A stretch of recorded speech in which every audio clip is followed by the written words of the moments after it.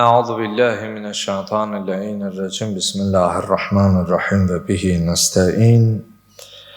Rabbi şrah li sadri ve yessir li emri ve hlul ukdeten min lisani yefkahu kavli. Qâlel hakim fi muhkem kitabihil kerim. Euzu billahi mineşşeytanirracim. İnne fi halqis semavati vel arz ve ihtilafil leyli ven nahari le ayatin li ulil elbab. Sadakallahul aliyyul azim. Ve aleykümselam. Allah'ın salamı olsun siz, əziz, değerli, möhtərəm, Allah evinə üst tutub gələn qardaşlarıma, ana və bacılarıma, səsimizi eşidən, bizi dinləyən, izləyən hər kəsə. Allah'tan diləyək, Allah etdiyimiz duaları, qıldığımız namazları, uca Rəbbimizə əl açaraq etdiyimiz dua, hacət və mətləblərimizi bizdən qəbul eləsin inşallah. Allah qəlbimizdən kini, küdurəti, şeytənəti, vəsvəsəni kənar eləsin. Daima bizi bir-birimizə mehriban, şəfqətli, məhəbbətli və səmimi olan insanlardan qərar versin inşallah. Bildiyimiz kimi, möhtərəm cəmaatımız, əziz möminlər, səsimizi eşidən əzizlərim, bugün cümə günüdür. Cümə seyyidül əyyamdır. Həftə günlərin ən nurani, ən bərəkətli olan bir günüdür. Bugün o gündür ki, Quran və hədislərə istinad etdikdə sonuncu xilaskarımızın gəliş günüdür. O gündür ki, o Həzrətin gəlişi ilə qəlbimiz nura qərq olar, dünyamız münəvvər olar, dünyamız nura qərq olar və o kəsin gəliş günüdür ki, yer üzərindən haqsızlığı apararaq, haqqı, ədalətsizliyi aradan apararaq, ədaləti, zülmün, sitəmin, nifaqın kökünün kəsilərək, sülhün, əmniyyətin yer üzərində bərqərar olacağı bir gündür. Allah o günü görməyi hər birimizə nəsib eləsin inşallah. Möhtərəm əzizlərim, möminlər, bugün sizinlə təfəkkür və düşünməyin əhəmiyyəti barəsində danışacaq. Əgər xatırlayırsınızsa, neçə cümədir silsilə olaraq vaxtın, zamanın, ömrün, dəyəri, qiyməti barəsində danışırıq. Artıq silsiləvi xütbələrdə və moizələrdə iştirak edən və dinləyənlər zamanın necə önəmli olduğunu və vaxtımızı necə də dəyərli keçirmək barəsində artıq təfəkkür etməmiz, düşünməmiz lazım. Biz neçə silsilə olan xütbədə bu kainatda yaşadığımız dünyamızın fani olduğunu və bir gün gedəcəyimizi və vaxtın da düşündüyümüzdən də qısa olduğu barədə çıxışlar etdik. Amma bugün sizinlə təfəkkür və düşünməyin əhəmiyyəti barəsində danışacaq. Sözmə Quran-ı Kərimin mübarək Ali İmran surəsinin 190-cı ayəsi ilə başlayıram. Allah Teala buyurur: Bismillahirrahmanirrahim. İnne fi xalqis semavati vel ardı ve ihtilafil leyli ven nahar le ayatin li ulil elbab. Aramızda möhtərəm ruhani qardaşlarım, elm əhli, tələbə yoldaşlarım, alim Rəbbani əzizlərim var. Onlar bilirlər bu ayət haqqında. Qısa tərcüməsi budur ki, həqiqətən göylərin və yerlərin yaradılmasında, göylərin və yerlərin yaradılışında, gecə ilə gündüzün bir-birini əvəzləməsində, görürsən, gecənin ardıca günüz gəlir, günüz sonra gecə gəlir. Ağıl sahibləri üçün ibrət vardır. Allah buyurur ki, göylərin və yerlərin yaradılması, və gecənin gündüzlə, gündüzün gecə ilə əvəz olmasında ağıl və düşüncə sahibləri üçün bir ibrət var.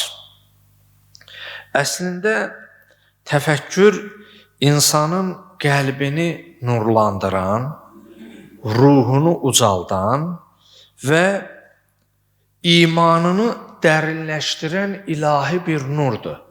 Yəni, insan təfəkkür etməsi ilə Allahın yaratdıqları barəsində düşünməsi ilə ilk öncə insanın qəlbi nurlanar, sonra onun ruhu ucalar, daha da yüksəklərə varar və insanın imanı da dərinləşər. Yəni, Allahın yaratdıqlarına baxıb, ibrət alıb, Allaha insan daha da yaxınlaşa bilər. O səbəbdən o məşhur bir ifadədir, Cəlaləddin Ruminin əsərlərində var, onun fikirlərindədir ki, insanın böyüklüyü onun düşüncəsinin böyüklüyündədir. Yəni, əgər bir insanı tanımaq istəyirsənsə, onun danışdığı sözlərdən, onun təfəkkür və düşüncəsindən onun nəyə sahib olduğunu bilmək olar. Necə ki, Əmirül-Müminin Əli əleyhissalamın kəlamlarında var, Həzrət buyurur, sən danış, mən sənin kimliyi sənə deyim.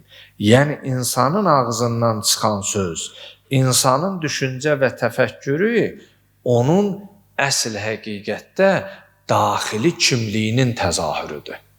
Biz əslində bir insan nə qədər danışmayıb, onun iç dünyasını bilə bilmirik. Yəni, onun danışıqları və hərəkətləri onun iç dünyasını üzə çıxarır. Bizim o elməsəli atalar misalları varımızdır. O sıradan biri də deyərlər, birini geyiminə, görkəminə görə qarşılayarlar, amma danışığına, düşüncəsinə, sözünə görə yola salarlar. Bəzən məsələn eləsinə baxırsan, adam deyir, amma elə ki ağzını açdı, hər şey bəlli olur. Ona görə Cəlaləddin Ruminin belə bir yanaşması var, belə bir fikri ifadəsi var ki, insanın böyüklüyü onun düşüncəsinin böyüklüyündədir. Qəlb nə qədər dərin düşünərsə, o Allaha daha çox yaxınlaşar. Yəni, insan təfəkkürü ilə Allaha yaxınlaşa bilər. Təfəkkür əslində, möhtərəm cəmaatımız, ibadətin sirri, elmin isə əsasıdır. Yəni, insan təfəkkür üzündən ibadət elədikdə Allaha daha tez çatar və təfəkkür edərək elmi inkişaf edə bilər. İnsan mərifəti təfəkkürlə əldə eləyə bilər. Yəni, Allaha mərifət məqamı, Allaha inamın yüksəlişi, artışı məhz insanın təfəkkür etməsi iləndir. Və əgər baxmış olsaq, ayədə qeyd olunan göylərin və yerlərin yaradılışı, gecənin gündüzlə, gündüzün gecə ilə əvəzlənməsində ağıl və düşüncə təfəkkür əhliləri üçün ibrət var deyə Uca Rəbbimiz, ibrətlər var deyə buyurur. Əslində, kainatın hər bir zərrəsinə, bir parçasına biz baxmış olsaq, o yaradandan bizə xəbər verir. Aramızda o kənd təsərrüfatı ilə, xüsusilə o dağda, bağda olanların o Allahın əzəmət və qüdrətini görməsi üçün nişanələr çoxdur. Yəni, təbiəti biz seyrə çıxmış olsan, əslində kainatın hər bir parçası Allahın qüdrətindən danışır, onun əzəmətindən danışır. Amma biz bəzən öz şəxsimə deyirəm, o bəsirətimiz olmadan, sirətimiz olmadan biz onu görə bilmirik.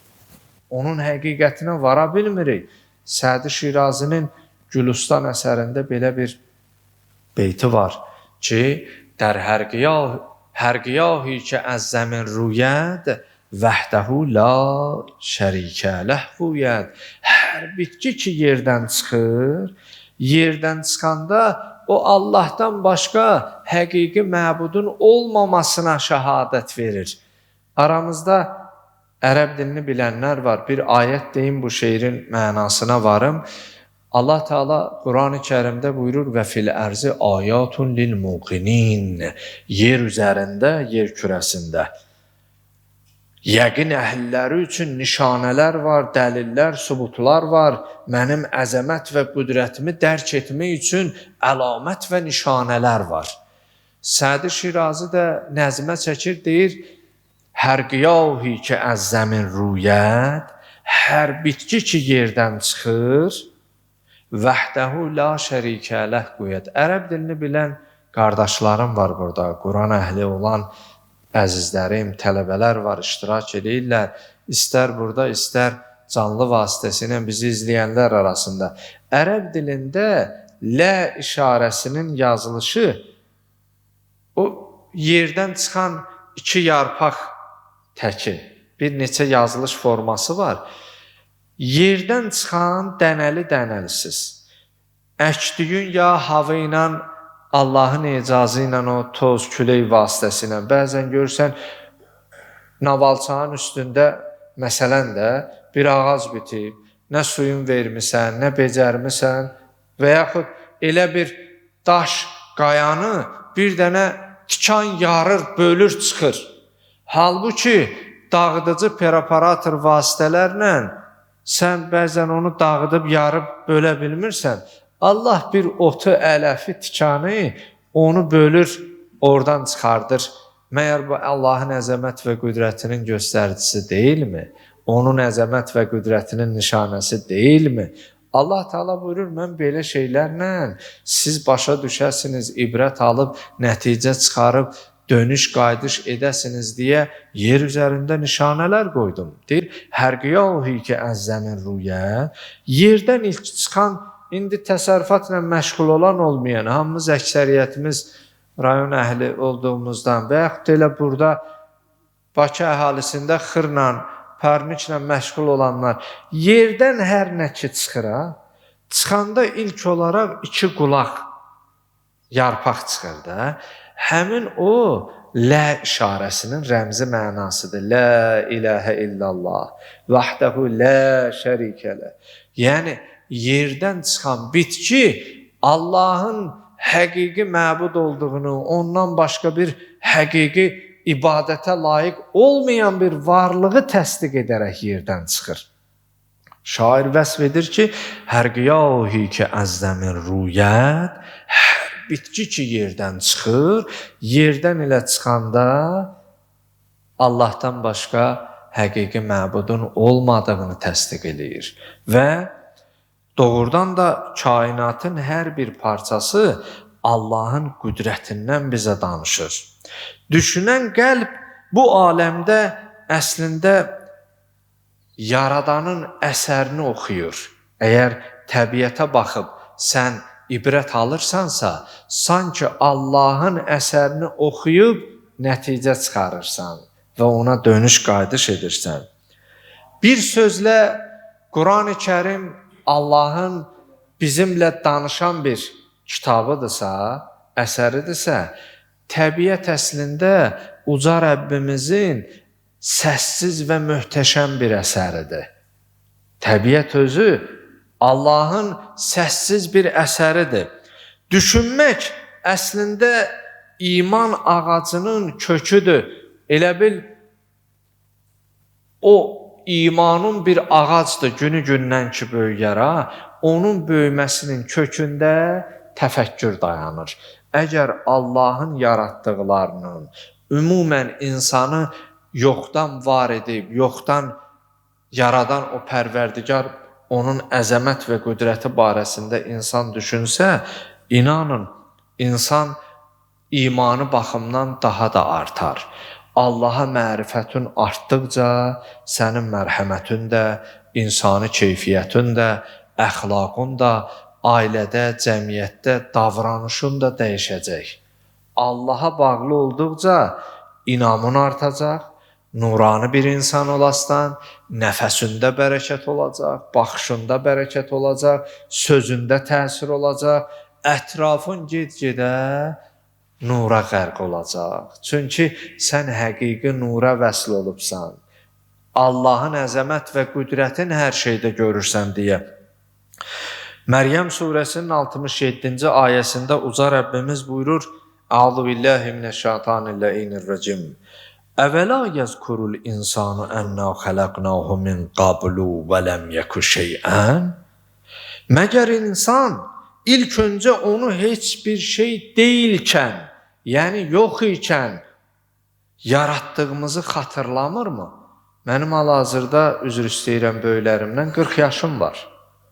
40 il bundan öncə mən yox idim. 50 il bundan öncə siz yox idiniz.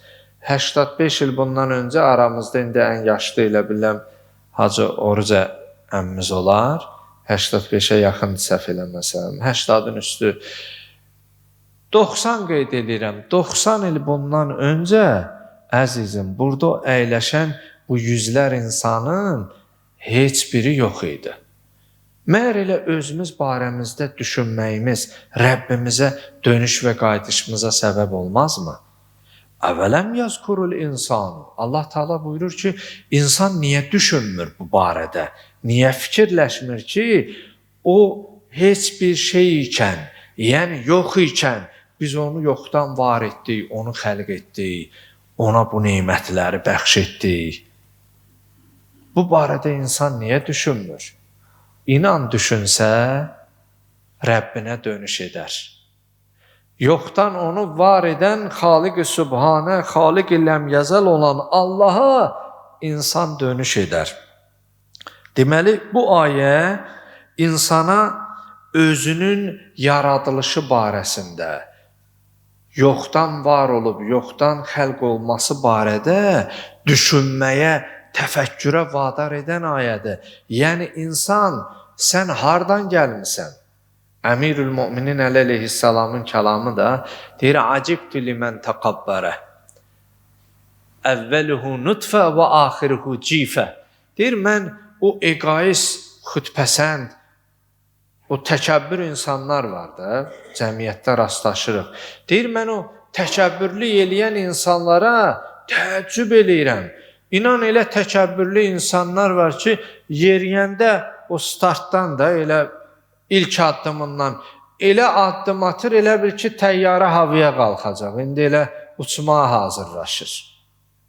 Yeriyəndə də ayağın bir sağa, sola elə vurur, elə bil ki, tabi yeri göyü xəlq eləyən elə budur.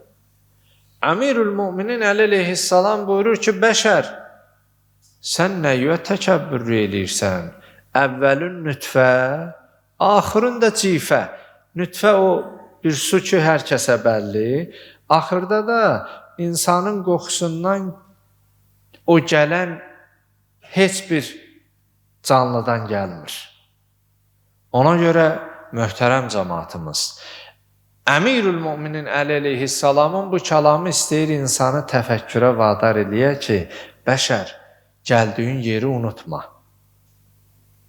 Hardan gəldiyi yadından çıxarma ki, yolundan da, məcrundan da çıxmayasan.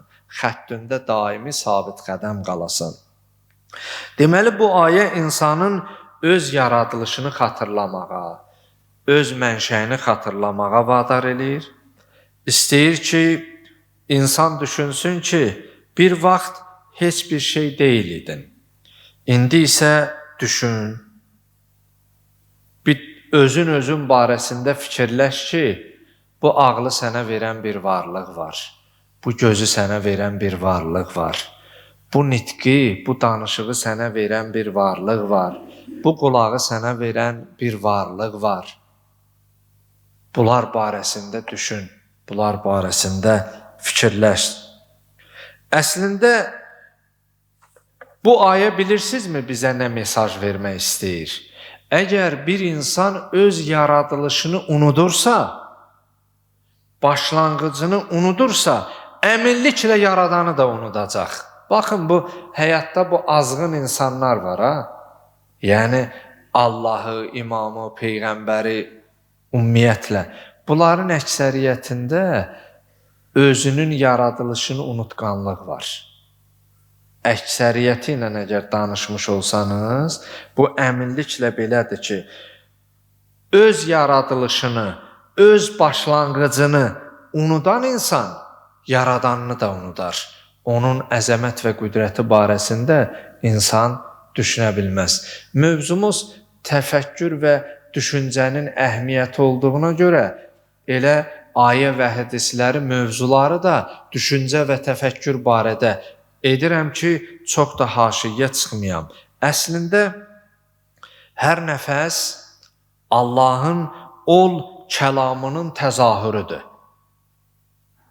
Sözdən dəyərli, qiymətli bir şey yox, bilirsinizmi niyə?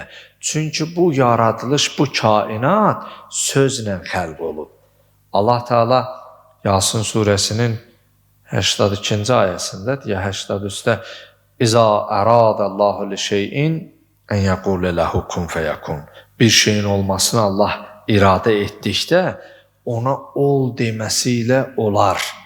Baxın, sən və mənim fikrimizlə sözümüzdə zaman intervalı var. Yəni sən, məsələn, o rasional düşüncələr ki var, məsələn, bədiyyə elmində də o dərhal cavab, reaksiya vermək, orada da zaman an fərq eləyir. Çünki onun beynindəki ilə ağızdan çıxan səsdə fərq var. Yəni, düşüncə ilə danışıqda zaman fərqi var. Zaman fərqi var. Amma uca Rəbbimizdə İza əradəllah li şeyin kun fəyəkun, olu fikirləşir, sonra deyir, olur deyə bir şey yoxdur. Onun deməsi eyni fikirləşməsi, fikirləşməsi eyni olmasıdır. Yəni, orada zaman fəlsəfi baxımından uca Rəbbimizdə yoxdur. Əslində, bizim hər birimizin bu aldığımız nəfəs var. Allah bütün xəstələrimizə acil şifa versin. Öz şafi adına xatir, dərdi bilinən, bilinməyən evlərdə, xəstəxanalarda olan, xüsusilə cümə günüdür, xəstəsi olub iltiması dua edənlər var. Allah hamısına acil şifa mərhəmət eləsin. Bizim ömrümüz əslində bu aldığımız nəfəsdən ibarətdir.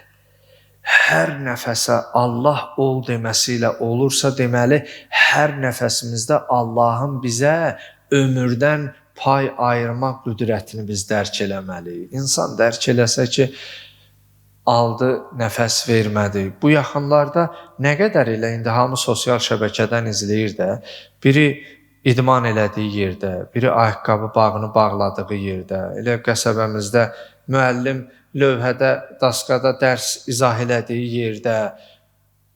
Yəni, bu qəfil ölümlərin də səbəbi var. Bunlar bicadır, səbəbsizdir. Yer üzərində günahlar, xüsusilə zina artdıqda qəfil ölümlər artar deyə Peyğəmbər salavatullah öncə bunları bizə söyləyib. Bunlar bir yana. Amma istəyirəm deyəm ki, bu ani ölümlər ki var. O ki, göz qırpım. Bəzən deyirlər, ölüm qaşla göz arasında. Əzizim, o məsafə uzaqdır. Qaş-göz məsafəsi. Hər nəfəs insanın həm ölümü, həm də ki, həyatı mənasındadır. Yəni, ölüm bizə bir nəfəs qədəri yaxındır. Bizim həyatımız nəfəs qədəridir. Yəni, aldığımız nəfəs bizim həyatımızdır. O nəfəsi ala bilmədikdə bizim həyatımızın tamamıdır, əziz cəmaatımız, möhtərəm insanlar. Bu ayət-i şərifə istəyir bizə bunu deyə ki, İnsan yoxluqdan varlığa çevrilən bir varlıqdır. Yoxluqdan varlıqda olduğu halda onu unudarsa insan yaradanını unudar, Allahını unudar, onu xəlq edən varlığı, Xaliqi Sübhanı unudar.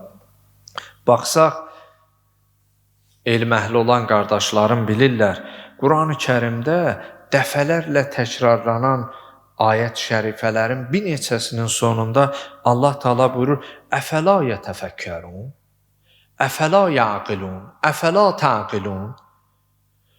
Onlar başa düşmədimi? Onlar fikirləşmədilərmi? Onlar niyə düşünmürlər? Niyə təfəkkür eləmirlər? Yəni, bir sözlə, Əraf surəsi 184 bir neçə nümunə qeyd edeyim ki, bəzən olur ki, ayələrin nömrələsini, rəqəmini qeyd eləyən əzizlərimiz olur. Əfəla yətəfəkkərun. Allah Teala buyurur ki, məgər onlar düşünmürlərmi? Təfəkkür etmirlərmi? Təkrarlayır. Əfəla təqilun. Məgər ağlınızı işlətmirsinizmi? Bəqərə surəsi 44-də. Niyə ağlınızı, o sizdə olan ağıldan istifadə etmirsinizmi? Əfəla yətədəbbərunəl Qur'an. Nisa surəsi ayə 82. Buyurur, məgər onlar Qur'an barəsində düşünmürlərmi? Yəni Allah istəyir bizə bu kainat barədə Qur'anı oxuyub tədəbbür eləyək, fikrimiz dəyişsin, təfəkkürlə insan inkişaf eləyə bilər. İmanın kamilliyi də, möminliyin o ali dərəcəsi də insanın təfəkkür və düşüncəsi iləndir. Əslində təfəkkür Quran baxımından insanın ucalışı, insanın zirvəsi, tərəqqiyə, təkamülə varması üçün ən ümdə göstərilən səbəblərdən biridir. Əslində təfəkkürsüz iman, ağır da olsa üzr istəyirəm bu sözümə görə, bəzən görürsən, bəzi sözləri həqiqət və çılpaqcasına deyəndə elə dini camiyənin özündən elə bizim özümüzə müəyyən iradlar olur. Allah şahidimdir bu sözümlə, mən kimisə tənqid etmə fikri ilə, kiminsə əməlini aşağılama fikri ilə demirəm. Amma bəzən qəlbim yanır. O həqiqətləri ki görürəm, istəyirəm o okeandan bir damcı da olsa, damcı da olmasa bir zərrəcik, bir şehnəm də olsa ki, başa düşdüyümü sizlə bölüşəm, sizlə paylaşam deyə bu sözləri söyləyirəm. Əslində, həqiqətdir ki, bu məsələ eyni həqiqətdir. İnsan düşüncəsiz, əgər təfəkkürsüz, düşüncəsiz bu mənada, təfəkkür və düşüncə etmədən iman etdikdə, o əslində bir ağacdır ki, onun sanki bir kökü yox. Biraz külək gələndə onu tərpədəcək, laxladacaq. Bəzən niyə bu bəzi cavanlarımız o müəyyən məzhəblərin təsiri altına düşür? Onun kökü möhkəmdir. Kökü təfəkkür və tədəbbür əsasında deyil deyə biraz çalxalanma olanda o laxlamağa başlayır. Ona görə ibadətimizi təfəkkür əsasında etməliyik. Və təfəkkür əsasında böyüyən ağacın kökü də möhkəm olar. Ona görə Uca Rəbbimizin bu ayət-i şərifədə bu qeyd etdiyi ki, niyə düşünmürsünüz, niyə ağlınızı işlətmirsiniz? Əslində fikirsiz iman deyəcəyim söz budur. Fikirsiz iman köksüz ağac kimidir. Ağızdan ağza eşidib, amma onun həqiqəti barəsində mən təfəkkür eləmirəmsə, elə bir ağacdır, onun kökü zəifdir, biraz külək əsən kimi tərpədəcək. Ona görə bir ayət-i şərifə oxuyum, sonra bir neçə olmuş hadisə qeyd edəcəm. Allah Teala Ərəb surəsinin 179-cu ayəsində doğrudan bu ayəni eşidəndə biraz təfəkkür və tədəbbür etmək lazım. Mövzumuz, yenə də qeyd edirəm, təfəkkür və düşüncənin əhəmiyyəti olduğuna görə bu ayəni də qeyd edirəm. Allah Teala buyurur: "Və-ləqəd zərə'nə li-cəhənnəmə kəsirən minəl-cinni vəl-ins." Cəhənnəm ayələrindən danışanda buyurur, biz cəhənnəm üçün bir çox cinlərdən və insanlardan ora daxil edəcək. İnsanlardan və cinlərdən bir çoxlarını. Kimlərdir o insanlardan hansı sinif, hansı növ ora daxil olacaq? Ayət-i şərifənin davamında buyurur: "Ləhum qulubun la yefqahun." Onların ki qəlbləri var, lakin onlar anlamaz. O qəlb ki var, Allah verib o qəlblə insan anlamaz. وَلَهُمْ أَعْيُنٌ لَا يُبْصِرُونَ بِهَا. Onların gözləri var, lakin onlarla görməzlər, baxmazlar, həqiqət barəsində görüb düşünməzlər. Və ləhum azanun la yəsməun biha. Onların qulaqları var, lakin onlar haqqı, həqiqəti eşitməzlər. Görürsən, başqa sözü uzaqdan eşidər, amma haqqı deyəndə özün eşitməməzliyə vurar, ya səsin qaldırar ki, eşitməsin, ya həmin yeri tərk edər ki, o söz onun yanında danışılmasın. Allah Teala burada ağır bir bənzətmə eləyir. Allahın kəlamıdır deyə cəsarətlənib bunu deyirəm, amma bəzən elə sözlər var, insan cəsarət eləyib onu deyə bilmir. Deyir, belə insanlar, onların ki, qəlbləri var, anlamazlar, gözləri var, görməzlər, qulaqları var, həqiqəti eşitməzlər. Ulaikə kəl-ən'am. Onlar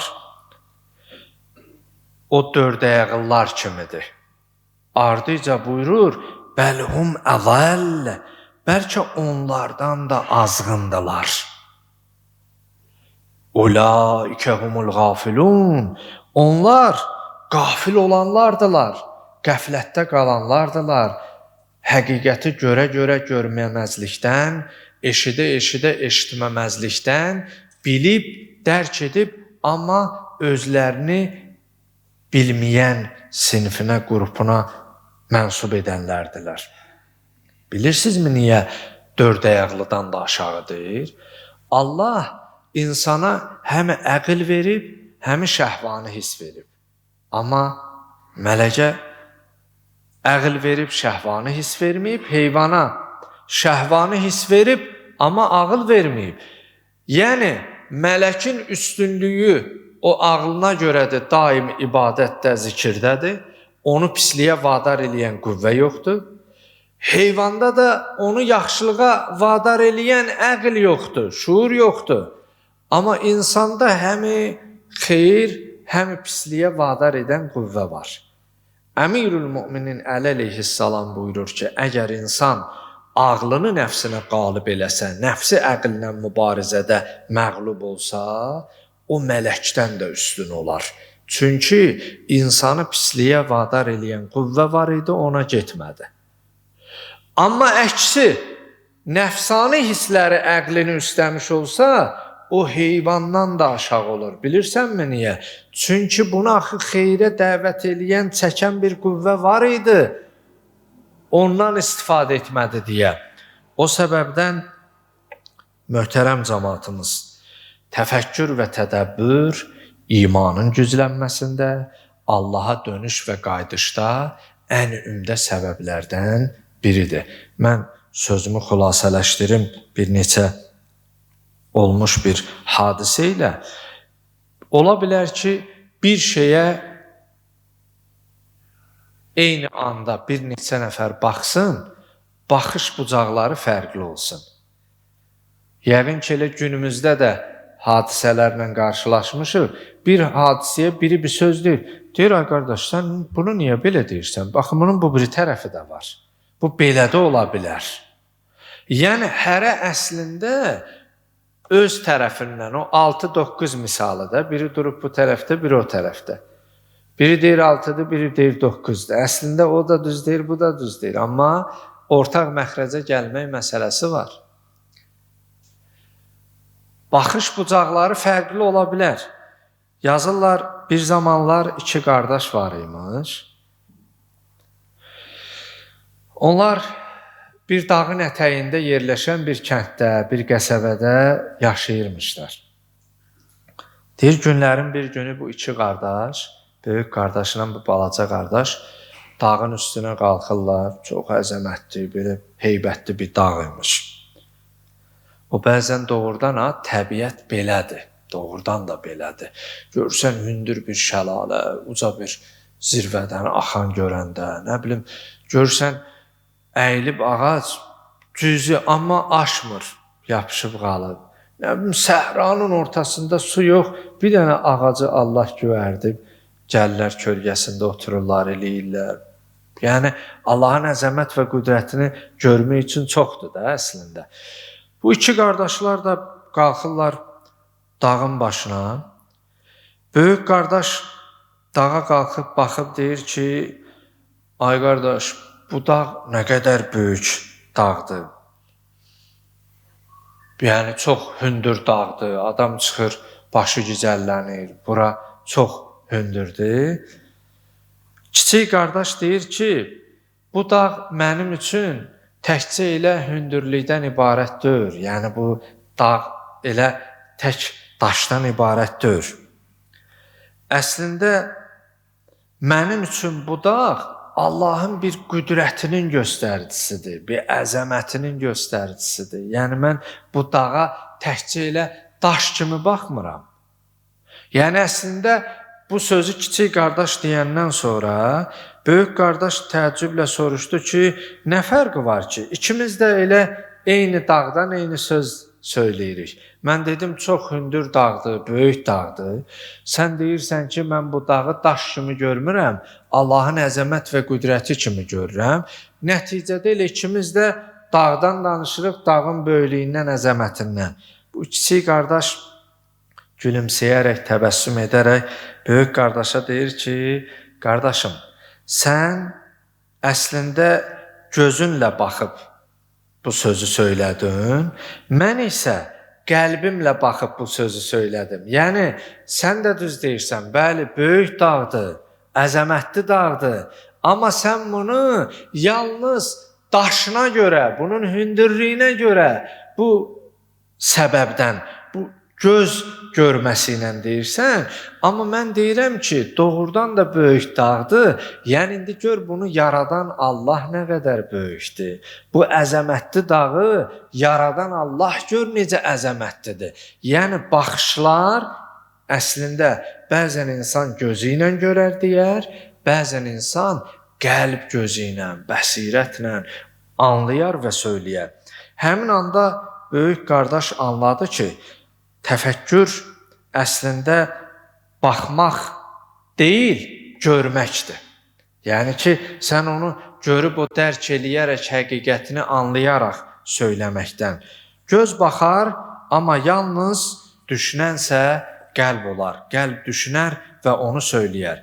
Bir hadisə də danışım, Əmirül-Möminin Əli əleyhissalamın vaxtında baş verib bu hadisə.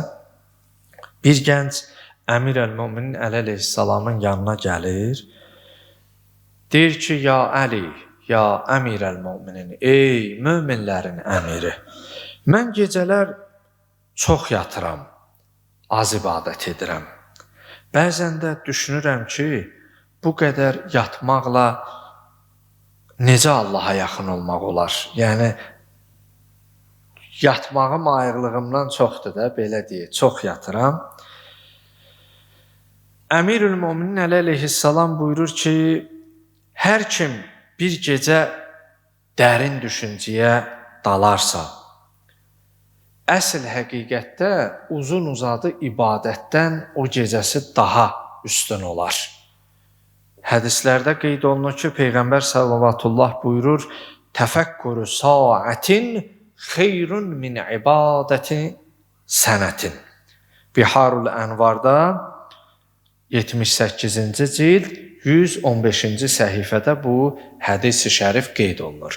Peyğəmbər sallallahu buyurur ki, bir saatlıq düşünmək bir illik ibadətdən, düşünülmədən, təfəkkürsüz, düşüncəsiz ibadətdən daha üstündür. Əslində burada ibadət etməməyə çağırış deyil və yaxud da ki, ibadət edənin ibadətini küçümsəmək mənasında deyil.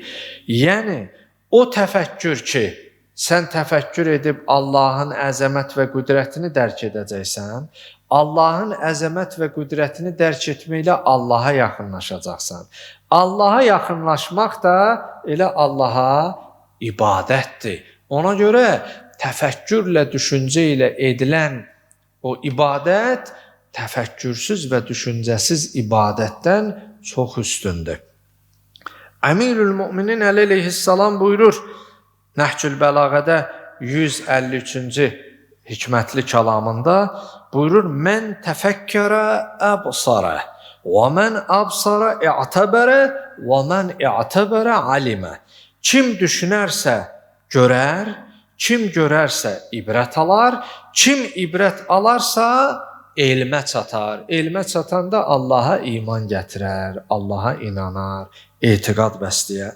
Əmir əl-Möminin Əli əleyhissalam bu gəncə də, bu cavana da deyir ki, bir gecə dərin düşüncəyə dalarsansa, həmin gecəni uzun-uzadı ibadət etməkdən o gecə daha üstün olar, daha təəccüblü olar.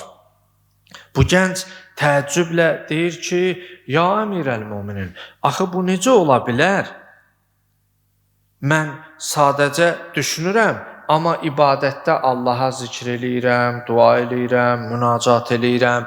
Buyurursan ki, düşüncə, bir saat düşünmək uzun-uzadı ibadətdən daha üstündür.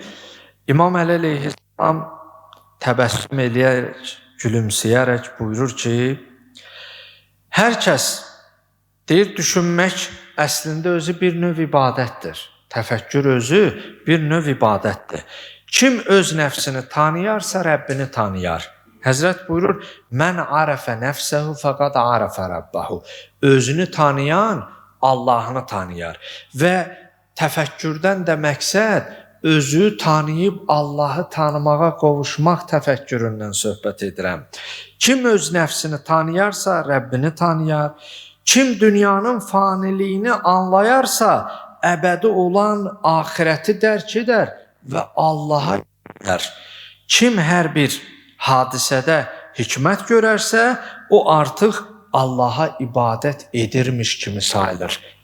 İmam Əli əleyhissalam ona izah eləyir və ardıca buyurur ki, əgər belə düşünsən, sənin hər bir nəfəsin, hər bir alıb verdiyin nəfəs ibadətə çevirilər. Ona görə təfəkkürlə keçilən gecə ibadətlə keçilən gecədən əfzəldir. Bu mənada. O səbəbdən möhtərəm cəmaatımız, doğrudan da ağıl və düşüncə, təfəkkür insanın tərəqqisinə səbəb olan, vəsilə olan ən ümdə səbəblərdən biridir. Hətta dünya şöhrətli bu filosoflardan, qərb alimlərinin bir neçəsindən bir neçə statlar qeyd etmişəm. Onları da bölüşüm və sonda dua edərək hər birinizin ilə duası ilə sözümüzü bitirək. Aristotelun belə bir ağıl və düşüncə barəsində fikri var. Deyir, ağıl ruhun gözüdür. Ağıl ruhun gözüdür. Kim düşünərsə, təfəkkür edərsə, o görər. Yəni, o necə iki qardaşlar arasında biri baxırdı, biri həqiqəti görürdü. Ağıllı insanlar, müdrik insanlar əslində o ağılları ilə görürlər, ruhən onu hiss edirlər. Bu, Farabi də ki, fəlsəfədə, kəlamda, məntiqdə nəzər sahiblərindəndir. Onun da mövzumuza aid belə bir bu mövzuda fikri var. Deyir, təfəkkür insanı başqa canlılardan, yəni heyvanlardan fərqləndirən ən əsas xüsusiyyətdir. Yəni, əgər yeməyə qalsa, başqa canlılar da yeyir. İçməyə qalsa, onlar da içir. Hərəkətə qalsa, onlar ağlamaq, gülmək, şəfqət, məhəbbət, duyğusal, soyuqdan narahat olmaq, istidən yəni, başqa bizim nə qədər ortaq cəhətlərimiz var. Amma ağıl bizi başqa canlılardan, xüsusilə yəni canlı dedikdə heyvanatdan fərqləndirən ən əsas amildir. İbn Sina'nın məşhur ifadələrindən də deyir, elm düşünməkdən doğular. Düşünmək isə insanı Allaha aparar. Yəni, düşünən insan Allahın əzəmət və qüdrəti barəsində təfəkkür və idraka sahib olan insan Allahı tanıyar və dərk edər və inam edər. Nəsrəddin Tusinin əsərlərində qeyd olunur, edir, ağlın nuru təfəkkürlə parlayar. İnsan təfəkkür etdikcə sənin ağlın parlayar. Nə qədər tənbəl olarsansa sönər. Yəni, ağlın nuru təfəkkürlə parlayar, tənbəlliklə sönər. O səbəbdən düşünmək əslində ruhun özü ilə danışmaqdır. Əgər biz təfəkkür eləyiriksə, sanki ruhumuzla danışırıq, ruhumuzla həmsöhbət oluruq.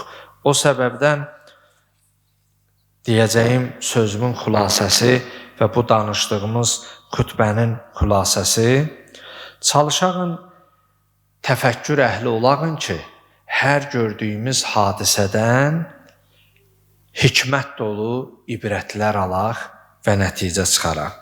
Kim düşünərsə, həqiqətdə o yaşayır. Kim düşünmürsə, əslində o sadəcə nəfəs alır, verir. Yəni, düşünən də, düşünməyən də, ikisi də bu dünyada yaşayır.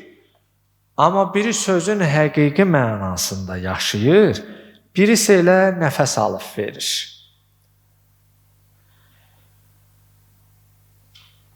O səbəbdən iman düşüncə ilə bəzənər, düşüncə ibadətlə tamamlanar. Allah insana ağlı verib ki, onu dərk etsin, qəlb verib ki, onu sevsin, təfəkkür verib ki, Allahı tapsın. Yəni, biz bu qəlbimizlə Allahı sevirik və təfəkkürlə onu tapırıq. Bu həftə biz düşünmək və təfəkkürün əhəmiyyəti barəsində danışdıq. Allahdan dilək və istəyimiz budur ki, Allah bütün bu yaratdıqları barəsində, xəlq etdikləri barəsində bizi təfəkkür əhlindən qərar versin inşallah. İlahi, bizə düşüncə və anlayan qəlb bəxş etkinən. Ey rəhman və rəhim olan Rəbbimiz, fikrimizi nurla bəzə, düşüncəmizi hidayətinə çevir. Allahım, bizi səthi, boş, mənasız düşüncələrdən uzaq et. Allahım, bizləri dərin düşünənlərdən qərar verginəm. Allahım, hər baxışımızda səni görməyi, səni dərk etməyi, sənin və əzəmət və qüdrətini hiss etməyi hər birimizə nəsib etginəm. İlahi, ağlımızı təkəbbürdən, qəlbimizi zülmət və qaranlıqdan, çirkinlikdən, pislikdən uzaq etginəm. Allahım, daima səni düşünməyi, dilimizdə səni zikr etməyi hər birimizə nəsib etginəm. Allahım, bu eşitdiklərimizə əməl edərək, əməl etdikdən sonra başqalarına tövsiyə etməyi hər birimizə nəsib etginəm. Allahım, bizi düşünənlərdən, təfəkkür əhlindən qərar verginəm. Etdiyimiz duaların xüsusilə bu söhbətin ilahi dərgahında qəbuluna və qəlbimizdə, ruhumuzda təsir edərək əməlimizdə tətbiq etməyimizdən ötürü Muhammed və Ali Muhammedə 3 ucalı Muhammedi səlavat zikr elə.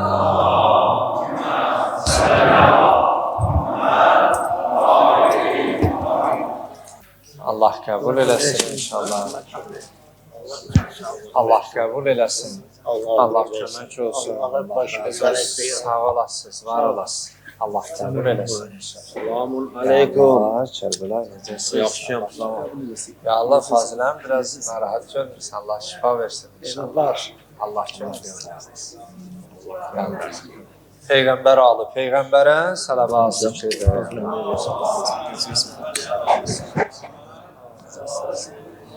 Dini İslamın qüvvətlənməsinə, din düşmənlərinin məhv nabud olmalarına salavat zikr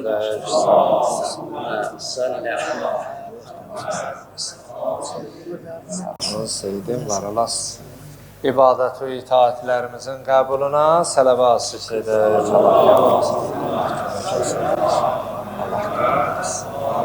Allah qəbul etsin. Mərizun, mərizələrimiz, dərdi bilinən, bilinməyən xəstələrimizin acil şifa tahmalarına salavat zikr edək. Həmişə yaxşı olasın. Sağ ol, sağ ol. Allah qəbul eləsin inşallah. Cümə günüdür. Haqqı boynumuzda olan ata, ana, ustad, müəllimlərimizin, dünyadan köçənlərinin ruhlarına, qalanların səlamətçiliklərinə sələvat edər.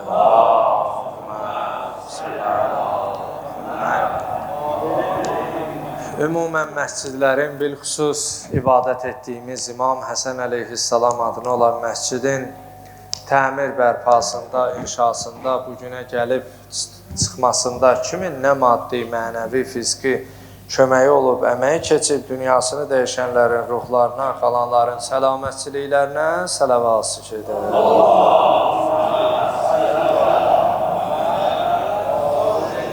Allah qəbul eləsin, Allah kömək olsun, sizi səsimlə, sözümlə yordum. Allah kömək olsun.